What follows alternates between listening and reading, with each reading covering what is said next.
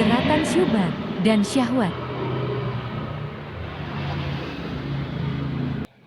Bismillah, jeratan syubhat dan syahwat. Berangkat dari firman Allah Subhanahu wa Ta'ala, yang patut direnungkan, Al-Kahf 103. Katakanlah, apakah perlu kami beritahukan kepadamu tentang orang yang paling rugi perbuatannya? Yaitu orang-orang yang sia-sia usahanya dalam kehidupan dunia, sedangkan mereka mengira bahwa mereka telah melakukan yang terbaik. Mereka itu adalah orang-orang yang kufur terhadap ayat-ayat Tuhannya, dan kufur pula terhadap pertemuan dengannya. Maka, amal mereka sia-sia, dan kami tidak memberikan penimbangan terhadap amal mereka pada hari kiamat. Itulah balasan mereka, berupa neraka jahanam karena mereka telah kufur, serta menjadikan ayat-ayatku dan rasul-rasulku sebagai olok-olokan. Al-Kahfi 103-107.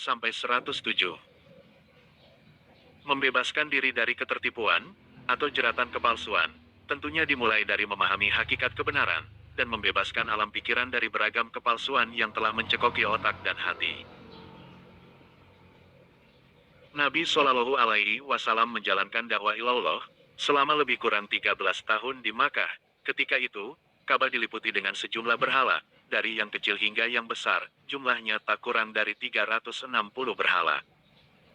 Meski demikian, beliau tetap melaksanakan sholat di sisi Ka'bah, dan tetap tawaf di sekelilingnya, sementara patung-patung itu ada di sana. Beliau dan para sahabat tidak berpikir untuk menghancurkan berhala-berhala itu. Sekiranya dilakukan, tentu akan berakibat kebinasaan, karena belum ada perimbangan kekuatan. Di samping itu, tindakan demikian tidak akan menghentikan dengan segera penyembahan terhadap berhala. Para penyembahnya akan segera membuat lagi berhala-berhala lain di hari berikutnya, dengan cara memahatnya, atau membelinya, sebab penyembahan berhala itu telah tegak dalam alam pikiran mereka, sebelum berhala tiga itu dibentuk dan disembah. Tanpa mengenal petunjuk dan Islam yang hak, tanpa bergabung dengan Rasulnya Al-Mahdi, tanpa berdiri di atas Al-Jamaah, diri ini hanyalah makhluk yang sesat, hanya seperti binatang melata yang larut dalam godaan syubhat dan syahwat yang membinasakan.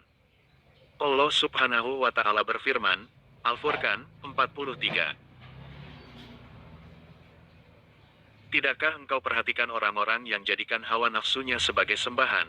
Apakah kamu ingin jadi pemimpin bagi mereka? Apakah kamu sangka bahwa kebanyakan mereka mendengar atau berakal? Bahkan mereka hanyalah seperti binatang ternak, bahkan lebih buruk darinya. Al-Furqan 43-44. Dan berfirman, Al-Mulk 6-11. Bagi orang-orang yang ingkar pada Rabb-nya disediakan azab jahanam, itulah seburuk-buruk tempat kembali. Apabila mereka dilemparkan ke dalamnya, terdengarlah suara jeritan pilu yang sangat, sedang neraka menggelegar dengan dahsyat. Karena marah hampir saja neraka pecah karena amarah.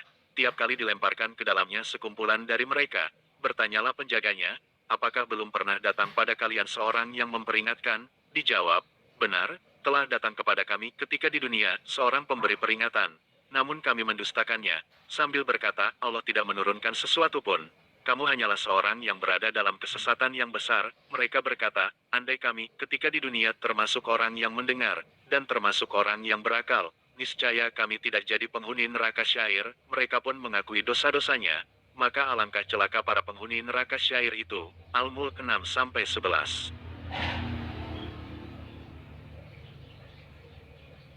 Itu, di dalam Al-Quran, betapa Allah senantiasa merangsang manusia, agar menggunakan akalnya dan daya nalarnya, memikirkan apa yang akan menimpa dirinya di dunia, di alam barzakh, dan di akhirat nanti, memikirkan apa yang telah dialami umat-umat terdahulu, memikirkan Al-Quran dan mentadaburinya, karena inilah satu-satunya jalan, membebaskan diri dari jeratan syubhat dan syahwat yang menipu. Wallahul musta'an.